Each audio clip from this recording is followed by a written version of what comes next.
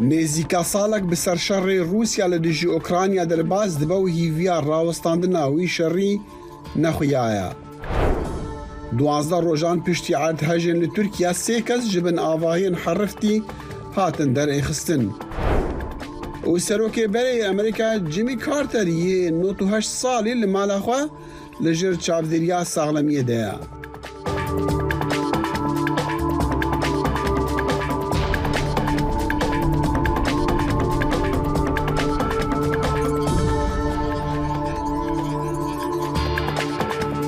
باش بخير هاتن برنامج كرد كونكشن جدنجي امريكا لواشنطن دمجمر حفتي سبيدا روجا يك شميه داخل شمو هيفيا دمن خوش جورا دخوازا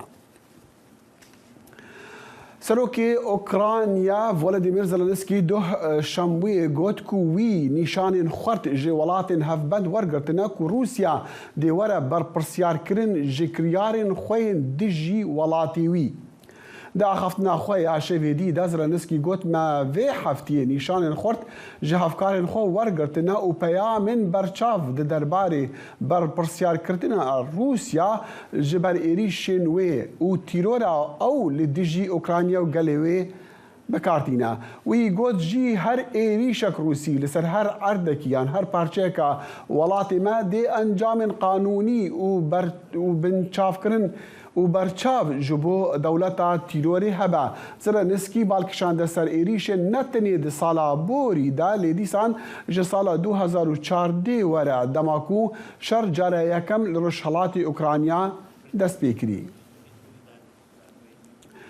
گاواکو هم اوکراینیا و هم جی روسیا هزین خوی لشکری لرشحلات اوکراینیا زیده دکن خویا دکا کو روسیا نزیکی دوروبرین باخمود دبا اف چند بهن او باجار بویا بروک شرن دجوار. ناو کسین کو باخموتا اوکراینای مانه هر کس مروکی کو جبر توپباران مریه ناز دکه. ده پرانیا مروان جزوه رویانه. او په مهانه کو ناوند شر د اوکراینایه کو هر دو آلی په تندی جبو باجاری شر دکه باخمود جبو اوکراینایه وکی سمبولا برخودان خودی نرخکی مازنه جبو روسیای جی گرتنا باجاری د به گاوکا گرینگ بر باجاری مازن یه هری نزیک وکی کراماتورس او سلوویانسک ما او سوکه د باخمود تداویا چلی دا کشان دماکو دیار ندکر که روسیا او قازو نزیک دبه و دمیجی به دنگین توپ بنابر لپاشمه شینین حریم گوتن مکو وان هر تشت وندا کریه دکانا من هیا لی جخوا دکان تفویران بونه مالا من مزنه لی هاتیا بومبا گیرن لی ام دجین نترسن افتشتین بجوگن تنه بومبا نه تنه چند هزار کس لباخموت مانه پرانیا وان به سوتامنی الکتریک او آف مانه دستارگی هکا نزیک خوبخشن اوکراینی و بیانی خارن او و خارنین گرم پیشکش دکن شینین حریم دبیجین مکو جه کمبون جه تنیتیا جیانا بن ایریشان آرامی بوان چه دکن کارکرین آلکاری دبیجین کو او حبل ددن کو سرشوک دستارگی آوا بکن جبر کو مترسیا نخوشیان هیا جبر پاکجیا نباش اندگل جنکی آخوین و مجی پرسی تجارت داوی کنگی سری خواه ششتیه و گوت افدمهن گومن پی خواه نششتنه باجار و گندندن یه نزیک همه به تواهی هاتنه بردان دماکو هر دو ولاد جبو کنترل شردکه لباخموت هنک نشتجیه مایی که به مهان تبن بمباران دادجین دبیجین که دوی دماکو هزین روسی نزیکتر دبن او نها خو آماده دکن که جی باجار درک هوا هنک دنجی وکی نشان اکثر برندی دبیجین که او پلان دکن که بمینن او در نکهون ام ایدی فیر بونه به گاز و آوا الکتریک بجین هم فهم دکن نوایا یا سرکه او کوام دخوازن بمباران راوسته اوکراینیا سرپیان بمینه جبو خاطر اوکراینیای ام دفان همو زحمتیان بکشینن روسیا و اوکراینیا جه سال 2014 ایره و لوی هرمی شردکن. لی ایریش روسیای یا برفره یا سال بوری بو صدام مرنا زندتری جه 7100 سویلان. ویران کرنا برفره یا باجار و باجاروکن روشحالاتی و بنسازی ده سرانسری ولاتی. راپورتا هیدر ماردوک جت اوزل دنگ امریکا. سرۆک جۆ بایدن خۆ ئامادە دکا و ساڵڤەگەڕ ڕداگیرکردنە ئۆکرانیا ji aliyê Rûsya ve li roja sêşemwa bêtin bi gutarekê li Polonyا cîrana wî welatî bike ku têde ew dêsozên Amerîka ji bo piştgiriya berrevaniya Ukrayna careke dîbe nû biketeve her çendê pêwîst be. Ev jî li demê zêdebûna nerazîbûnên komariya ne di Kongresê Amerîkî de li ser siyasetên Biden. لە میانەی هێرشە بەردەوامەکانی رووسیا بۆ سەر ئۆکرینیا سەرۆکی وڵاتە یەکگرتووەکانی ئەمریکا جو بایدن بڕیارە ڕۆژی سێشەممە بە وتارێک لە وڵاتی پۆڵەندای دراوسێ یادی یەک ساڵەی شەڕەکە بکاتەوە. جۆن کێربی وتەبێژی ئاسایشی نیشتیمانی ئەمریکا ئەمێ ڕاگەیاند. سەرۆک بایدن بەڕوونی ئەوە دەخاتە ڕوو کە ئەمریکا بەردەوام دەبێت لە وەستان لەگەڵ ئۆکراینە وەک چەندی جار گوێ لێ بۆ دەڵێت تاو کاتێککە پێویستە. ڕۆژ چوارشەممە سەرۆک بایدن دەرفەتی کۆبوونەوەی لەگەڵ سەرکردەکانی نوێی بوخارست دەرەخسێنێت ئەوەی بە بینوە ناسراوە. کۆشتی سپی وتی هیچ پلانێک نییە بۆ ئەوەی بایدن سەردانی ئۆکرینیا بکات وەنا لەگەڵ ڤلادیمیر زلنسکی سەرۆکی ئۆکرینیا لەم گەشتەدا کۆ ببێتەوە. بەڵام چاودێران دەڵێن ئەگەری کۆبوونەوەی پۆڵەندا لە نێوان ئەو دوو وڵاتەدا هەیە. دوایین جار ئەو دوانە لە کۆتای مانگی 12دا یەکتریان ناسی کاتێک زلنسکی سەردانێکی لە ناکاوی بۆ واشنگتن ئەنجامدا. چاودێران دەڵێن مۆسکۆ ململانەکان دەکاتە شەڕی پەرتبوون لە هەوڵێکدا بۆ وردکردنی ئیدارەی ئۆکرینیا و ماندووکردنی سەبر و ئارامی ڕۆژاوە. ئۆکرینیا سوودی چەکی تەکنۆلۆژیای بەرزی ڕۆژاوای هەیە، بەڵام رووسیا سوود لە قەبارە گەورەی ئابووری و هێزی مرۆیی و توانای بەرهەمهێنانی بەرگری وەردەگرێت.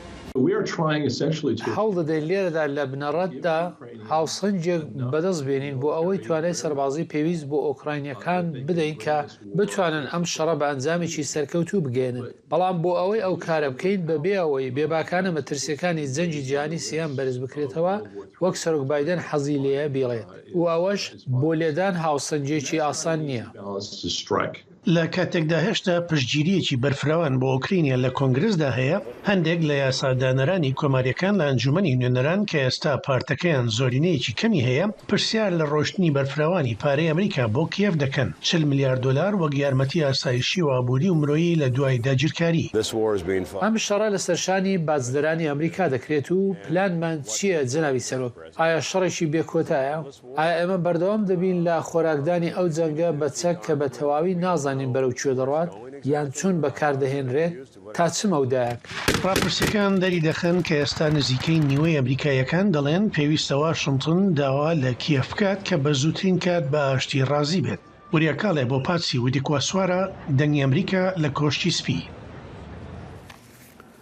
لە کاتێکدا کە ساڵێک بەسەر شەڕی رووسیا دژی ئوکرانیادا تێدەپەڕێت لە کۆنفرانسی ساڵانەی ئاسایشی جیهان لە شاری میونخی ئەڵمانیا سەرکردەکانی جیهان بەڵێنیاندا کە هاوکاری کیف بکەن لە کاتێکدا کە هێزەکانی رووسیا لە باخموت نزیک دەبنەوە. ئەو هەموو پشتگیریەی جیهان چ پەیامێک بۆ رووسیا دەنێرن یان رووسیا چۆن ئەم پەیامە دەخوێنتەوە بۆ هەندێک شیکردنەوە برێز مختار نەخشبەندی ڕۆژنەمەنووس و لێکۆلەر لە نەرویج لەگەڵماندایە. کاک مختار سوپاسی کاتی جەناب دەکەم. ئەم هەموو پشتیوانیە لە ڕووی سیاسیەوە لە مەسلەی چەکداری کە یارمەتی ئوکرانیا بدەن یارمەتی ئەوە دەدات کە شەڕ لە کاتێکی زوودا کۆتایی بێت یانش پێچەوانە دەبێت؟ سڵاو ڕێزمەس لە خزمەتێ و بینەرانی بەڕێستانە لە حقیقەتە ئەمە شەڕێکی نێوان رووسیا و ڕۆژئاوایە نە شەڕی هەموو جیهان. دروستە هەموو جیهان ڕاستەخۆ لەم شەڕانە بەشدار ئەبن بەڵام خۆ بەشێک لە ئەنگری رووسیا و بەشێک لە ئەنگری ڕۆژئاوا. ڕۆژئاوا زۆر بۆی گرینگە خەتێکی سوور بۆ رووسیا دیاریکە و بۆ چینیش دیاریکات. ئەگەر ڕۆژئاوا لێرە چای ببێسێت و رووسیا هەموو ئوکراین دیاری بکات من پێم وایە کە لەو لاوە ئەو پەیامەی داوە بە چین کە ئەو منتەقە داگیرکە. من پێم وایە کە بە گشتیەکەی ئەم شەڕا ئەوروپاوەی لە دەستیبەی ئەیکات بۆ پشتیوانی ئۆکراین کە رووسیا نەتوانێت حەدەست بەسەر هەموو ئۆکراینە بگرێ. بەڵام پێم وانییە کە ئەم یارمەتیانە ببێت هۆکاریەوەی کە لە ماوەیەکی کورتا رووسیا دەست هەڵ بگرێت لە ئەو شەڕیان ڕۆژئاوای ئۆکراین چۆڵکە. پێم وایە بە هیچ شێوە رووسیا شاید نەتوانێت هەموو ئۆکراین بگرێت بەڵام خەتی سووری رووسیاش ڕۆژاوای ئۆکراینە چون رووسیا دەست لەو ناوچە هەڵ بگرێ خودی پوتین لە مۆسکۆ دەسەڵاتەکەی لە دەستەدا. کاک مختار شەڕەکە گەرمە پێش ساڵێک لەم ڕۆژانە بوو وەکو دوێنێ بوو لو توێژێکدا لەگەڵ دەنگی ئەمریکا 3 ڕۆژ پێش ئەوەی دەست پێکردنی شەڕ جەنابەت گوتت کە باڵانسی هێز نییە.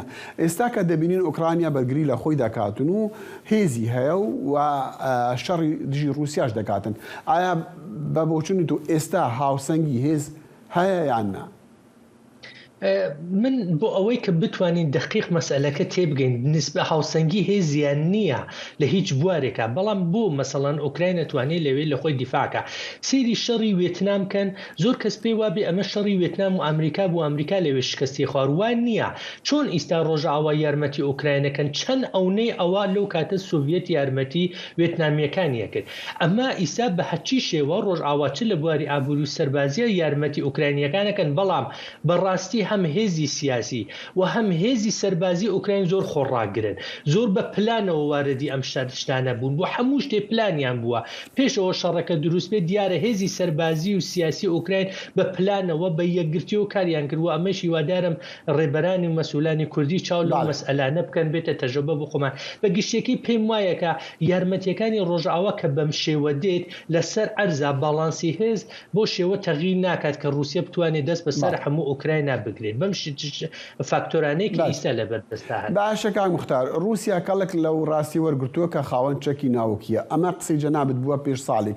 شیکردنەوەی جەنابەت ئێستا لەم بابەتەوە و بۆچوونی ڕۆژئاوا بۆ بابەتی ئەوەی کە رووسیا چەکی ناوکیەوە هەڕەشش جار کردوویەتی.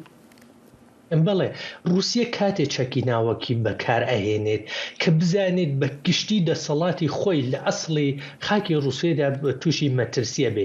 زیاتر ئەمە وەکو خەتی سووری دیاری کردووە. پێم وانیە بەم زوانە دەست بۆ چەکی ناوەکی بەرێ. بەڵام ئەگەر یارمەتیەکانی ڕۆژئاوا بۆ ئوکراین بە شێوەیەک بێت کە رووسیا لە ڕۆژهەڵاتی ئوکراینیشا شکست بخوا، هێرش کرێتە ناو خاکی ئوکراین، ناو خاکی رووسیا، و ئەم شتانە ئەمنیەتی گشتی ئاسایشی گشتی رووسیا خاتە خەتەرەوە بە دڵنیاییەوە بدونە هیچ شکێک رووسیا دەست بۆ چەکی ناوەکیە بەرێ. تەنانەت شاید چەکە ناوکی استراتیژیەکانی بەکار نەبرێ، بەڵام لە چەکی ناوکی تاکتیکی کەلکوەرەگرێ و شاید مناتقی مەرزی ئوکراین لەگەڵ وڵاتی پۆڵەنداکە لە ڕۆژهەڵاتە پێڵێن لە هێستان یا بەنادر یا هێزی دەریای ئوکراین کاتە ئامانجەوە کاتێ مەجبور بێ ئیسفادەی لێ کات. بۆیە ئەگەر تەوەجۆشکەن خودی ئاغای مەکرۆن کە لەم چەند ڕۆژە قسەی کرد باسی لەوە کرد کە نانەوێ هێرشکە ناوخاکی خودی رووسیا. ئاغای بایدنیش پێشتر ئاماژەی بۆی کردووە کە حەزن چەکێک بە ئوکراین نادەن هێرش کرێتە ناو خاکی رووسیا. بۆیە تیان لەو مەسئلەیە. من حەزەکەم باسی چین بکەم ڕۆڵی چین، بەڵام پێش ئەوە بەڕای تۆ ڕاستە رووسیا کەڵک لە درۆنی ئێرانی وەرگرتووە لەو شەڕەدا؟ بەڵێ ئیسفادەی لێ کات. ئەمەش بەهۆی ئەوە نییە کە ئەم درۆنانە زۆر پێشکەوتون، بەهۆی ئەوەیە کە زۆر قیمەتیان هەرزانە و لەم کاتەدا سەنعەتی سەربازی رووسیا کە بیاوێ چەک و چۆڵ دروستکە فرسەتی ئەوەی نییە خەریکەوە چەکانە بێ. موشەکەی کە رووسیا بەکارهێنێ لە 1 ملیۆن دلار تا 5 ملیۆن دلار قیمەتیانە. ئەمە زۆر ئەزینەیەکی زۆرە کە بیاوێ کەڵکیان لێ وەربگرێ. ئەم فڕۆکانەوە ئێران ئێدا بە رووسیا 20,000 تا 50,000 دلار قیمەتێتی زۆر هەرزانە. بۆ رووسیا ئەوە زۆر ئاسانترە کە 100 دانە لەمانە بخا ئوکراینیەکانی 50 دانیشی بخەنە خوارەوە هەر 50 لە بواری ڕەوانیە. ئەم فڕۆکانی ئێران لە بواری ڕەوانیە تاسیری زیاترە تا بواری سەربازیەکە. چۆن ئەمە شەڕێکی درێژخایەنە زۆر بۆ رووسیا گرینگە هەموو ڕۆژێ ئەو ترسە لە ناو خەڵکی ئوکراین ئەساس بکە کە هێرشێکی هەوایی کراوە. خۆ قرار بێ هەموو ڕۆژێ موشێکی چەند ملیۆن دلاری بخات زۆر قورسەکە. کاک مختار پرسیاری کوتەم ئەوەیە لە کۆنفرانسی مونخ ئەڵمانیا زۆر لە داوایان لە چین دەکەن کە چەک بە رووسیا نەداتن. لەو شەڕەدا چین چ ڕۆڵێک دەبینێ؟ چین واقعیتێکەوەیە کە شەڕێکی زۆر ساردی گەورەی لەگەڵ هەموو ڕۆژاوا هەیە. ساڵ بە ساڵ ئابوووریەکەی خەریکە گۆرابێ و ڕۆژاواش ترسی ئەوەیان لەسەر چین هەیە. واقعیتەوەی کە چین پێی خۆشە ئەم شەڕە بەم شێوە بەردام بێ، بەڵام حەز ناکە رووسیا بدۆڕێ و حەزیش ناکە ئەم شتانە بێتە هۆیەوەی کە کێشەکانی خۆی لەگەڵ ڕۆژئاوای زیاتر بێ. پێم وایە یارمەتیەکانی چین کە تا ئیستا کردوێتی بۆ رووسیا بە شێوەی ئابووریە لە تحریم حسارخستن سەر رووسیا نێکردووە خۆی گەورەترین خزمەت بە رووسیا بووە.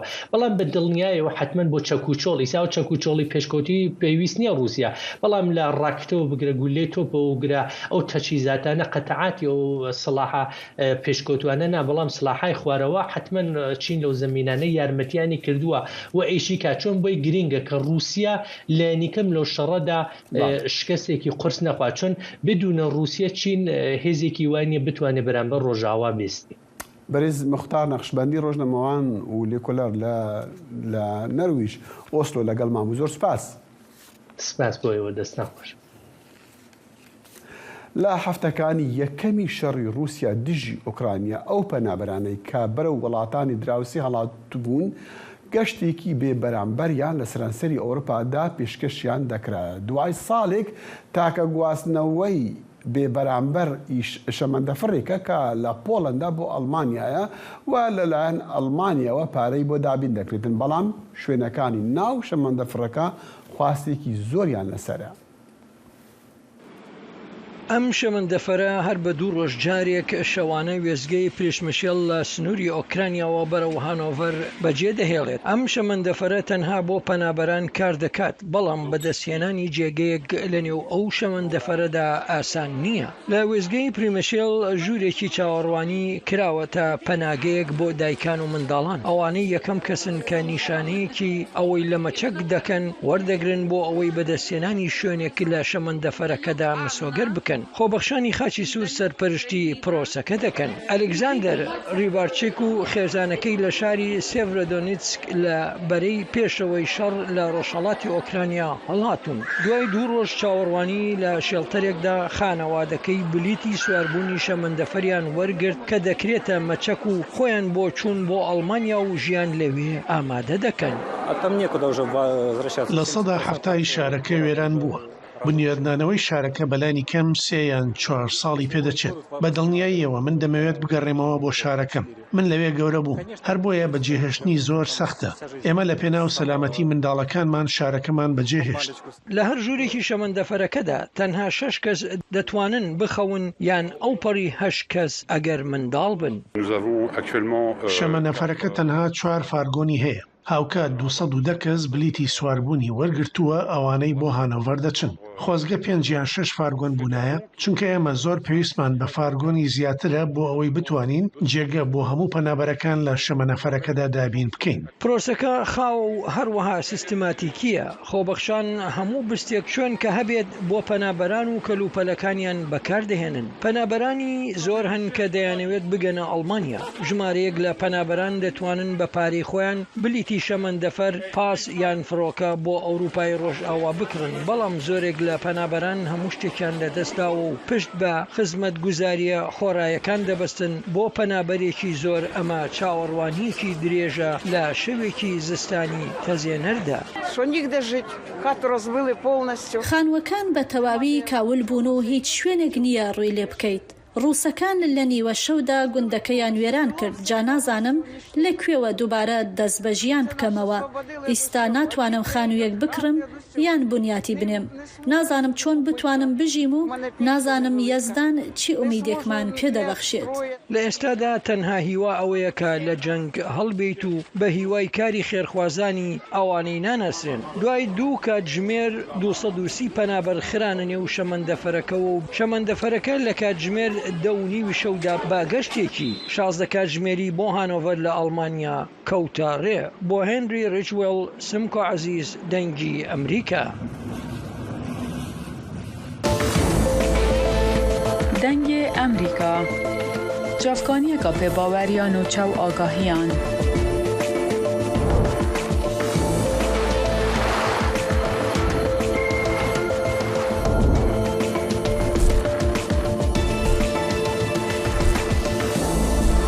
برای مالپەر و پلاتفۆرمên میدیا civakîya dengê Amerîka bala xwe bidin pêzanîn û nûçeyên cîhanê.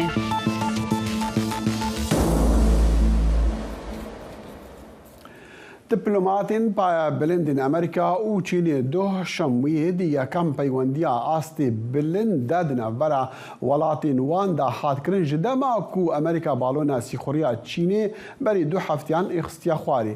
Wezîrê Derve Amerîka Antony Blinken peyamek şand ku bername çavdîriya Pekînê ji cîhanê re eşkere bûye. Blinken û Wang Yi berpirsê herî payە bilindê siyaseta derve ya Partiya کمونیستا چینی دانستاندرین یک دمجمێری لێ میونخی کرنا کولور بەشداری کۆنفرانسێک ئەولەهیە نێفنەتەوەی بوون.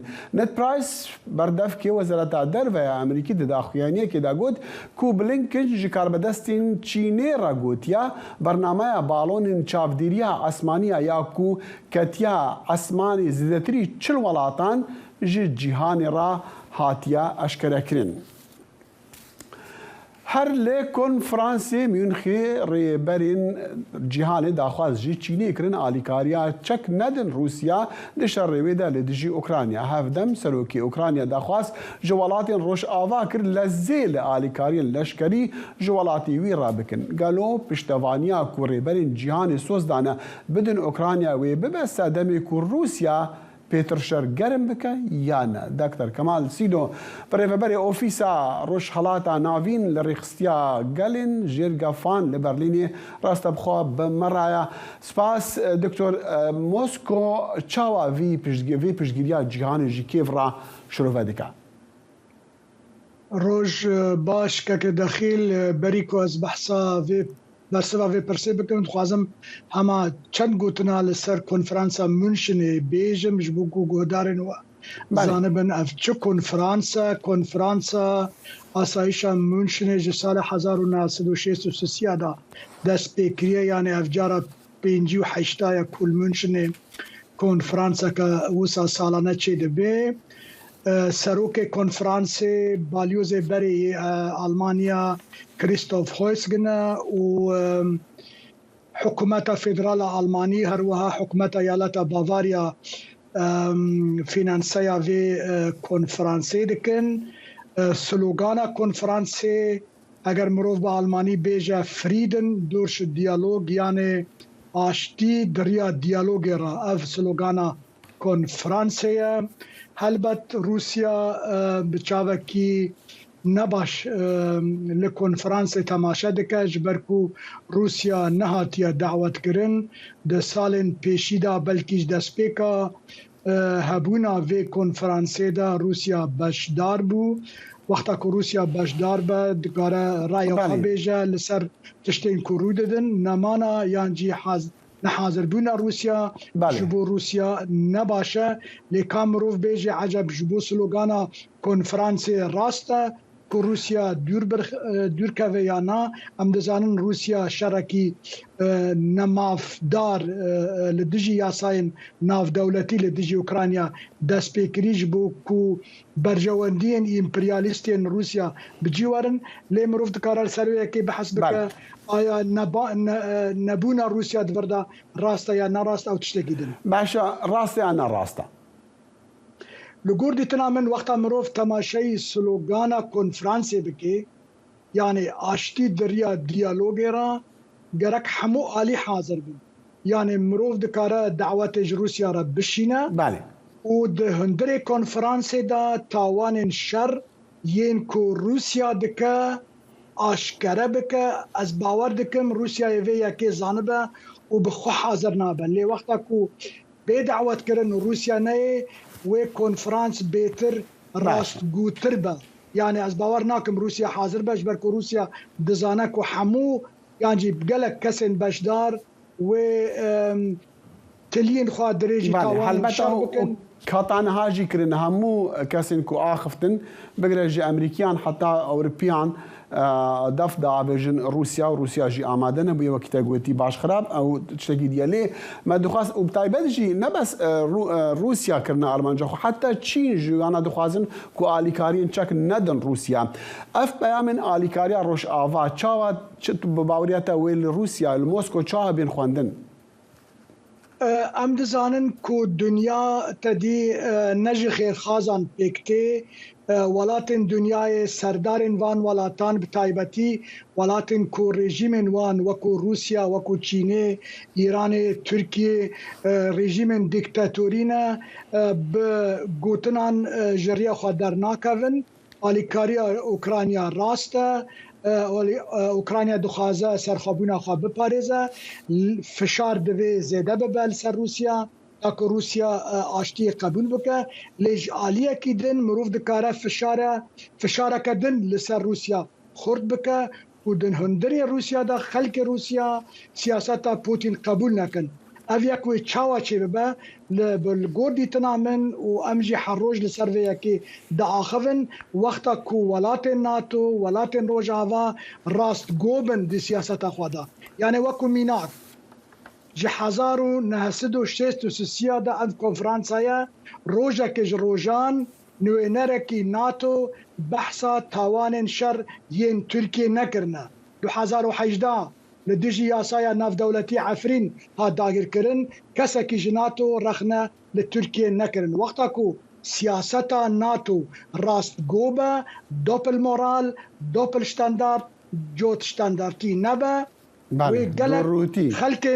وقالك خلكن روسيا ببينن كو مسألة روجافا براستي مسألة ياسايا ناف دولتية وخلك روسيا الدجي بوتين رابا ووقت دفشار لسر روسيا دبن هم جالية أوكرانيا دريا آليكاريا تشاكان وده عيني وقت ده سياستك راست جو باشا ده ناتو بري هرتشتي لقل أندامن خوا وك أندامك يوقع تركيا راست جو با تاوان شرين تركيا براستي دفن روجن داويدا كورينا ده حتى آليكاريا عرض حاجه دربازي عفرين اگر ناتو نكا ناتو نراست جويا دكتور كمال يعني تشتجديد دي كونفرنس دا دهمه بهيست او جي دماكو كامل هرس جغرا سلوكي امريكي راغا هاندي امريكا بفرمي روسيا بالتاوان ديجي مروفاني لاوكرانيا تاوان باردكا الجبر ايريشن ويلسر سفيلان يعني افراغا هاندنا امريكي بجدوي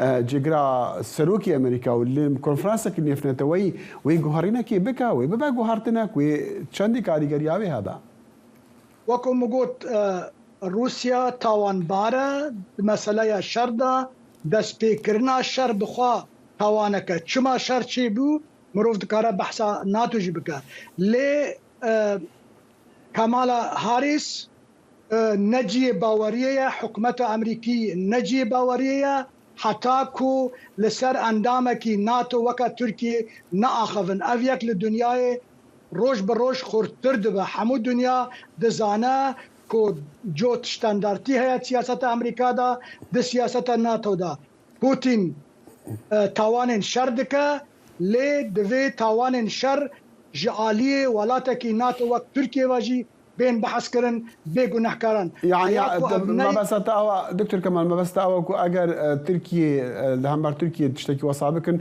وروسيا جي بيعمي بجدي ورقرا روسيا بيعمي بجدي ورناقرا حياه بله وروسيا جي ايران جي حمو ولاتن دنياي بيجن راستنا مساله سرياسايه حتى كو افيك نبا وخلق بيجا افشر لنافبرا الزلهيزة دايا لسر برجواندين نتوي ونجبو ما في مروفان وياسايا ناف دولتية دكتور كمال حياة شدي روش اعضاب تايبتي ولاتين اوروبي جدينا دا آليكاريا اوكرانيا دا ليفي دمي بشتي صالة كما دي بري صالة كما دي بهيسكو مثلا اوروبي نكارد تشتكي بكنجبركو غازاوان جروسياتي وي زرارة مظن ببين نها ام تكارن شي بيجن اكيد داخل تشتي بيويس جبو اوكرانيا تيكرن وقتا كو عم جعالية روجافا المسألة بن هربت اوكراني بخوا قالك تشتادو خازن وما في وانج بركو ولاتي وان هاتي داقر كرن تعدل وانتي او حر تشتكي دخازن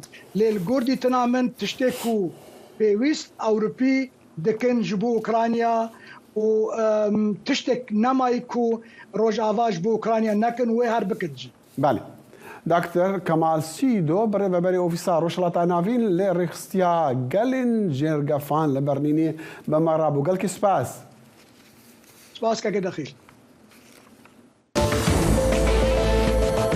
دنگی ئەمریکا سەرچاوەی متمانە پێکراوی هەواڵ و زانیاری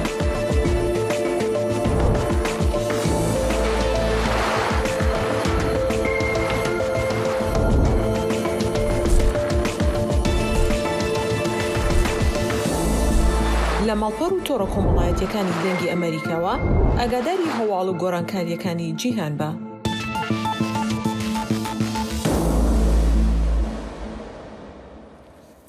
تیمên rizgarkirinê sê kes ji bin kavilên avahiyek artêşê derxistina Duhşembûyê 12 rojan piştî artêşa mezin li Tirkiye û li Sûriyê dayî.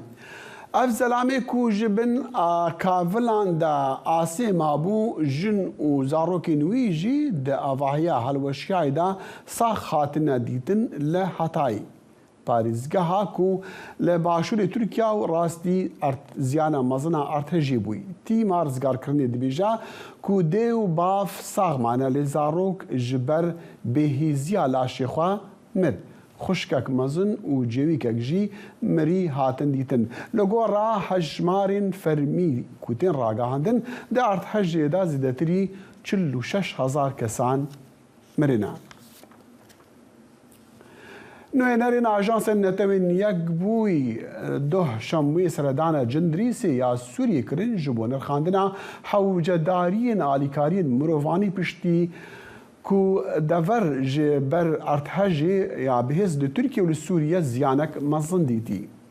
Cêgirê koordinasyona alîkariyên mirovî yên herêmî David Cardin dibêje em dixwazin bi lez bersivê bidin. Nûnerên netewên yekbûyî bi rizgarbûyan re û bi rêxistiyên herêmî re civiyana. Jindrîs yek ji bajarokên herî ku zêde ber bi ziyana arthejê ketiya li başûrê li beşên bakurî Sûriyeyên dibin destê serheldeyan de ya. Netewên yekbûyî ji bo operasyona alîkarî ya ji Tirkiye zêdetirî $1 milyar pere daxwaz kirine û ji bo Sûriye jî bangewaza $400 milyon dikin.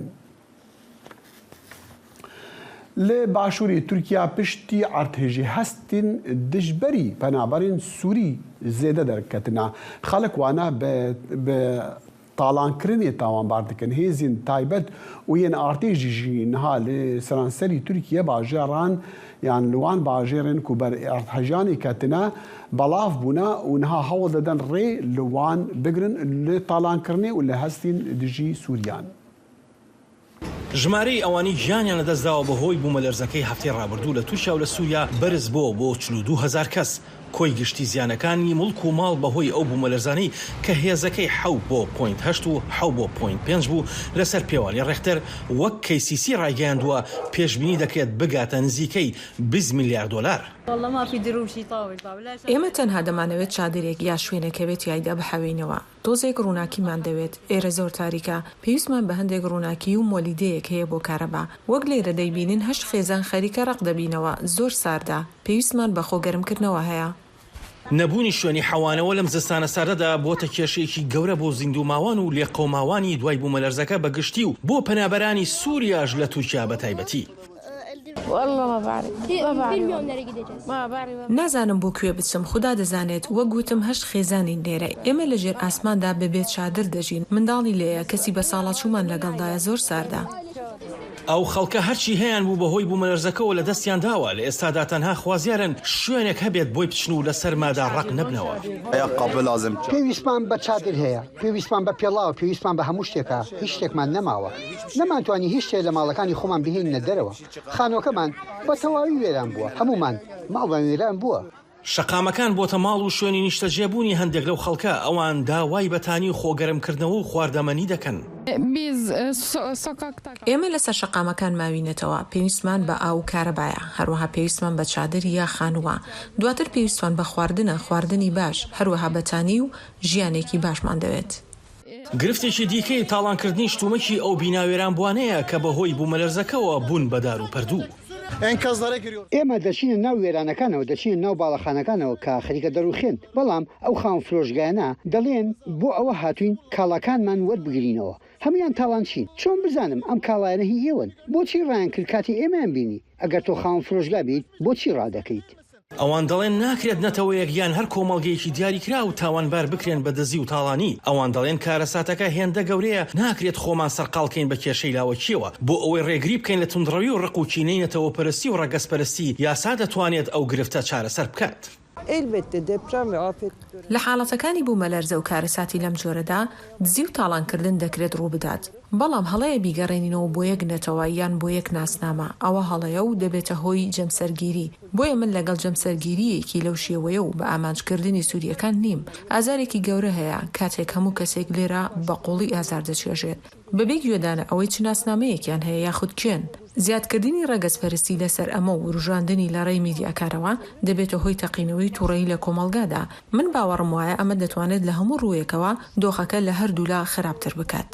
خەڵک ڕخنە دەگرن لە حکومەت هاوکات خەمی دابینکردنی خواردن و پێداویستی خۆگەرمکردنەوە و بەتانی و دابینکردنی نان و ئاو بۆ لێ قۆماوانی بوومەلەرزەکە هەموو جیهانی بەخۆیەوە سەرقاڵ کردووە. بەڵام ئایا دەتوانرێت بەو دەم و دەستا ژیانی زیندوو ماوان و لێ قۆماوان ڕزگار بکرێت؟ ئاسۆ جەبار، دەنگی ئەمریکا. ارتجن بدو حف بری دو حفتیان لترکیه دای به هزاران آواهی حرفاندنا و ترس حیا به هزارین دیجی بهرفن دیاره نها و پشتی و ویرانکاریا ارتجن لترکیه و سوریه داین سلامتیاخ آواهیان کتیه هزرا هر کسی شرداری استانبولی هوشیاری دکو اگر ارتجک مزن وکاوینا لباجاری کوهری مازنه لترکیه بقومه دبکو نزیکی 9000 آواهی بکوون بر خطره حلوه شاندنی لی پرساکو نهاتی کرن او گلو او آواهین کو زرار دیتنا ده ارتجن بری دو حفتیان دا خلکی واناوی بکارن جاره کدیتی ده بجین ادریس بدرخان اغلو پروفسوری آلیکار لبشا عند زیاری لزانکویا دجلا یا امد نهار استخواب بمریا دکتور گل که سپاس جبوا لترکیه مزانن دی بجین کو 345,000 آواهی بر به زیانا ارتجا بری دو حفتیا کاتنا چند آواهی لآمدی هرفتینا و چند ببر زیانی کاتنا زیان دیتنا خلکی وان نکارنها تدا بجین. بله مرحبا شتره نهو تواهی آمده امتکاری بیجی همون نیزی که 9 میلیونک شقه هنه شخلی آوا بینا شغلی بینا یعنی هر انسان که دایره که اوی ها جه که اوی ها دبه همو بجه نزدیک 9 میلیونه که نو دیاربکر آمده ام بجی تواهی سر اول ده نزدیک 20 آواهی هلوشیان نهوجی آواهی خطرت دهی ین بین والا کرن و لازمه که به هلوشاندن 700-800 دبوره یعنی یاد بجم تخمین من راحتی که خال هزارا بده چون اف هجمارا ها هر دایم ته گورتن ته زیده دبه سر اول ده دوری 200 آواهی یا 150 200 آواهی باشه بی 400 500 9 700 800 بوریه وی از باجر دیگرم دفعه تصویت وی هم دبینی وی آواهی آمده جم دزانی خطر انتدهی ممکنه افراقه منها بچک دیجی زیده تر ببن. بله. باشا دکتر هنها دیار بکری سرپرشتیا جمعه که عند زیارن دلخواست دکن کو زرار آواهین لور ارتجی دیتنا دنرخینن. اوی کو زیان دیتی چندی امکان هندی بین درست کرن حتی یان چاک کرن جبو خلکیوان وگرن. بله نهو اف امکان هلبت بلکه گلک جواباهی و مرود کار درست بکه اما پر زحمت اوی دیجی آبوری که زیده جرا لازمه یعنی هنک آواهی هنه تو خرابکی چکی چتره یعنی مصرف گل زیده جرا دچی ولی ام بجی نتشتک گلک ام بجی باسیت ام بچی اما آواهی 4 روزا 5 روزا مهه که بلکه 7-8 ماه زمان جرا لازمه پروژه حاضر کردن پروژه لازمه و 3-4 هفته دستینه و آبوریه که گلک زیده لازمه یعنی هنک آواهی مصرفی که ولی زیده تلبی که 8 خطو آواهی خرابی که نو و چکی 105 مصرف آواهیه که 105 تلبی یعنی آواهی یک به چه قیمتی به چک کردن بلکه نیف قیمت و تلبی حتی تو آواهی ساغلم بکی بجاش بر وقاسی اف آواهی انهول مصرف های زیده بچن بجی بخرا کرن نو و بچکرن چتره بجن اف آواهی ما یا راستی اود بجن تابی پروبلم تدانه گرک بین والا کرن بلکه مگوت بلکه 700 خانی بن بلکه هجمار و به 1000 خانی اما مخابن بلکه 10,000 خانی آمده هنه روشا اوه هاتی والا کرن نش جداتره يعني جبرتي کو خطر ها بله فرمو تصادفی و ارتش ده خطره و ده نچه بیا بلکه هند تشت بسیط هنه چون ارتش خوشی سنترال دیاربکر بی چند 400 کیلومترش دیاربکر دور جبر به قاسه مخابن یعنی ویل کنین جبریان هم مکری مقاله که بجای مثلا نویسه بی 10,000 مخابن 10,000 نه هزارا 10,000 خانین بینا نه کو شقه بینا که ده 24 شقه هنه 24 دایره هنه 3 دایره هنه تو واجب بشمیری تواهی آمده نزدیک 9 میلیون دایره هنه بجا طایبتی اون که اون هاتی چه کریم پیشیا 10,000 و 10,000 خانی بینای هولی هنه ام بجی تو بکی دایره بلکی 40-50,000 اف خانیان ها ووانیان ها دوی زو ندارن که هان بخرا کرن هانجی به زخم کرن البته الگوروان گوتن هانجی یعنی یک هز دکه بمزنیا و کارساتی او جی يعني جها هندي كو شاردار اسطنبولي بيدو دلي بيجاكو اگر ارتحجك بفي هيزاكو باشور وجلات داي اگر لاسطنبولي ببا ونوت هزار آواهي بين هرفين لسر آستي تركيا حياة چندي خطرة يعني حياة چندي كو خطرة مزنة جبو مثلا ارتجيان ومثلا جدزدان جيانا خلقي جبر كو آواهينا ندرس تشيكرينا من پرسیارتا تام فهم نکی يعني خطرة يعني اگر ام ببهیسین که شهردار استانبول دی بیجن 900,000 آواهی استانبولی کو باجری هری مزن و هری پیشکفتی ولاتا اگر هاتو ارتجک ببا ویرام ببن لسران سری ترکیه و چاوابا بله تو بجی بله مفهم که نهو یا راستی استانبول باجرک راستا پیشکتیه اما مخابن تشتین نب کنترل دهاتی چکرن گلک زیاده چه بینم زو مازم بیا باجار زو مازم ببا کنترل جیت ضعیف چد با دیاربکر جی آمده جی مثلا پروبلم هری مازن اف تشتا اف آواهین ما 10,000 آواهی ما کنگ چه بینه چما چه بینه زمان کوچبری که زیاده چه بیش با گندا چوی باجارا هجمارا شینین آمده ام بیجی 2 سال 3 سال ده زمانی که وقتا گلک هندک ده بود دقت سقط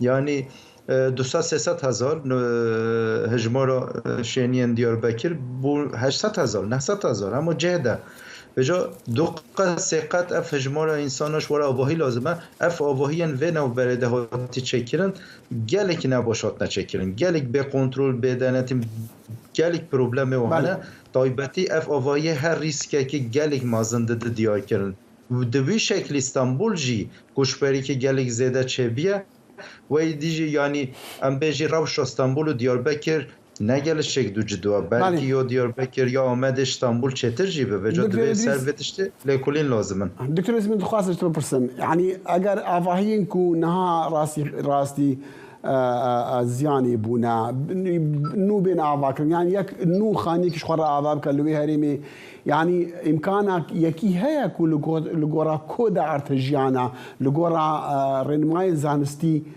آفاهي كيش خورا درز بك يعني إمكانيات الدولتية بله امکان هست یا راستی نهوش خو دولت جی کنترل دکه تعقیب دکه بجی کو بلا آواهی گورا قودا دپرمه چه به رزقنامه دپ ارتش چه به رزقنامه ترکیه رزقنامه که هر یک مدرن دولت امریکی دولت اروپایی جی وتشته تصدیق دکن بجن یعنی قوده ده رزقنامه ترکیه حاضر کردن تو پروبلم نینه گلی که گورا و رزقنامه حچی آواهی ها بچه کردن ارتش ده تو پروبلم تو خطر نوچه بند پروبلم گورا و رزقنامه نای چه کردن حچی چه که دوی گورا و چه که یعنی دولت جی به کنترل ده که زور ده دواقعا به گوری رزقنامه چه که لوجا دادید انهو کامپانیا که یا اندازی ها را هید بیجه که هر آواهی که را مهندزک اف کامپانیا ها و سال که 2 ساله روید بند چونگو نهو هر آواهی که مهندز کنترل نکه نو تو آواهی که 10 قد چتکی بینا که مازن چتکی کنترل و سر وده ام بيجي مسؤول وده نه مهندسه بله او شاگردن بتونه چتکن حسی چتکن قلبی چتکن او سر خو چتکن هل بس مثلا گندلی و پارا خوارنی و بارتیلاجی تين بحث كرد مثلا درس كنا افاهيان دا ادريس بدر خان وقلوب بودا بروفيسور علي كارج بشي عند زياري للزانين قها دجله لامدي بمره بقول لك سباس بيرو سلامات سرچو ئایا باڵاخانەکان سەلامەتن لە هەرێمی کوردستانی عێراق هەرچەندە بەپێی ئامارەکانی دەستەی وەبەرهێنان زیاتر لە 200,000 پرۆژەی وەبەرهێنان هەیە لە هەرێمی کوردستاندا بەڵام بەپێی قسەی شارەزایەکی بواری بیناسازی و دەستەی وەبەرهێنانیش بەشێک زۆر لەو باڵەخانە مەرجی سەلامەتیان تیان نینە لە ئەگەری ڕوودانی بوومەلەرزەدا بەتایبەت ئەو باڵەخانانەی کە لە گوندا دروستکراون دەستەی وەبەرهێنانیش ئاماژە بۆ دەکەن کە دەبێت لە مەودووە بە زووترین کات ڕێنمایی پێویست لە بواری وەبەرهێنان دەربکەن و کاریش پێ بگرێت. دوای بوومەلەرزە کارە ساتبارەکەی تورکیا و سووریا لە هەرێمی کوردستان پرسیار لەسەر سەلامەتی بیناکان دروست بووە کە بەپێی قسەی شارەزایان هەرێمی کوردستان لە هێڵی سووردایە لەسەر ئاستی عێراق بۆ مەترسی ڕوودانی بوومەلەرزە.